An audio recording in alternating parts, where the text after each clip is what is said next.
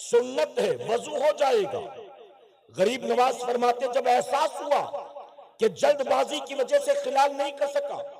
تو مجھے اپنی غلطی کا احساس ہوا اور میں یہ سوچ کر رونے لگا کہ آج مجھ سے نبی کی ایک سنت چھوٹ گئی۔ اگر کل قیامت کے دن میرے آقا نے میرا گریبان پکڑ لیا اور کہا کہ معین الدین میں نے تجھے ہندوستان بھیجا، ہند کا راجہ بنایا، ایک مشن لے کر تجھے ہندوستان روانہ کیا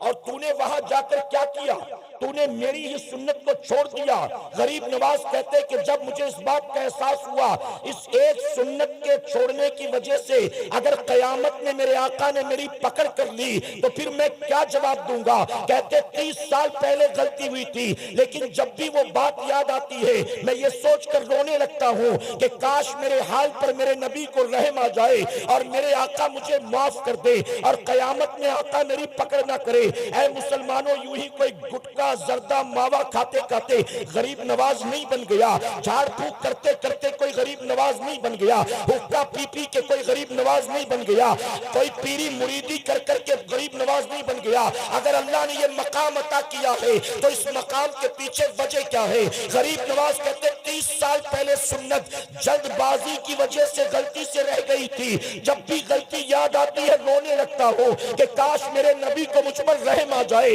اور میرے نبی مجھ کو معاف کر دے۔ اگر قیامت میں انہوں نے میری پکڑ کر لی اور کہا تو نے میری سنت کو چھوڑا تو میں کیا جواب دوں گا؟ اے خوش عقیدہ سنی مسلمانوں، غریب نواز کی چھٹی منانے والوں ذرا سوچو، ہمارے امام سے ایک سنت غلطی سے رہ جائے تو غریب نواز 30 سال تک روتے نظر آتے ہیں، اور غریب نواز کی چھٹی منانے والا، عرس پاک میں جا کر چادر چڑھانے والا اور غریب نواز کے عرس کے نام پر نہ جانے کیا کیا رسم و رواج کرنے والا روزانہ اٹھ کر صبح چہرے سے داڑھی منڈاتا ہے تب اسے نبی کی سنت یاد نہیں آتی، جب وہ گالیاں دیتا ہے تب اسے احساس نہیں ہوتا کہ یہ حرام و ناجائز ہے، جب ماں باپ کو جھڑکیاں دیتا ہے تب اسے احساس نہیں ہوتا کہ یہ ناجائز و حرام ہے، جب دوسروں کی بہو بیٹیوں پر گندی نظریں ڈالتا ہے، سیٹیاں تالیاں بجاتا ہے تو احساس نہیں ہوتا کہ یہ ناجائز و حرام ہے۔ اے سرکار مدینہ کے پیروانوں، ہم نبی کی 12ویں بھی مناتے ہیں،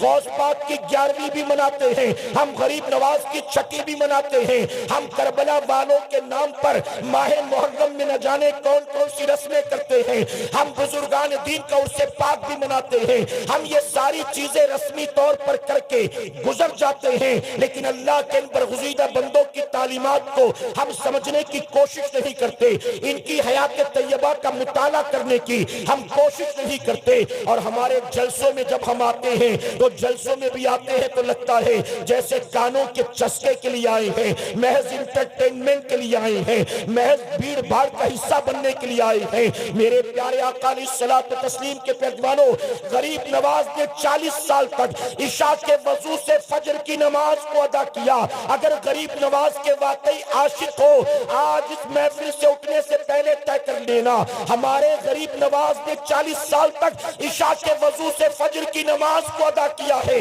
ہم بھی وعدہ کرتے ہیں اب روزانہ عشاء کے وضو سے عشاء ادا کریں گے اور فجر کے وضو سے انشاءاللہ فجر ادا کریں گے۔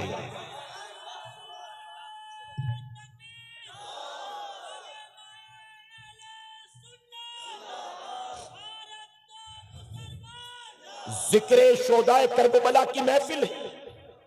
امام علی مقام کے نام پر محفل سجی ہے، جانتے ہو 10 محرم کو، توجہ ہے نا آپ کی، 10 محرم الحرام کو صبح سے یزیدیوں نے جنگ کو شروع کر دیا،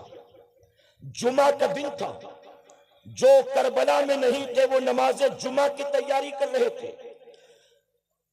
صبح سے جنگ شروع ہو گئی، جب نماز ظہر کا وقت ہوا تو امام نے اپنے قاصد کو بھیجا، ایک نمائندے کو بھیجا، کہا جاؤ جا کر یزیدیوں سے کہو تھوڑی دیر کے لیے جنگ کو روک دیں، تیر تلوار چلانا روک دیں،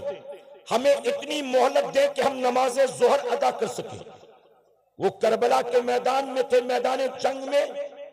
انہوں نے کہا ہمیں ظہر ادا کرنے کی مہلت مل جائے، مسافر تھے، اگر مہلت ملتی بھی تو کتنی دیر تک پڑھتے، 2 رکعت نماز پڑھنا تھا، کتنا وقت لگتا؟